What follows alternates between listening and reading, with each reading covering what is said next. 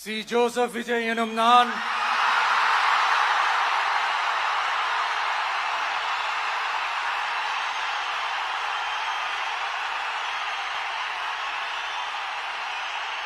சட்டப்படி அமைக்கப்பெற்ற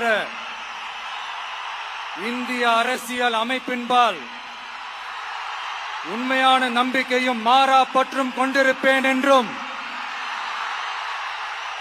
இந்திய நாட்டின் ஒப்பில்லாத முழு முதல் ஆட்சியையும் ஒருமையையும் நிலை நிறுத்துவேன் என்றும்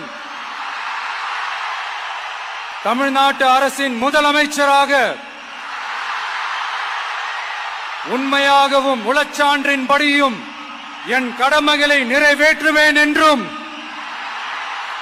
அரசியல் அமைப்பிற்கும் சட்டத்திற்கும் இணங்க அச்சமும் ஒருதலை சார்பும் இன்றி விருப்பு வெறுப்பை விலக்கி பலதரப்பட்ட மக்கள் அனைவருக்கும் நேர்மையானதை செய்வேன் என்றும் ஆண்டவன் மீது ஆணையிட்டு உறுதிமொழிகிறேன்.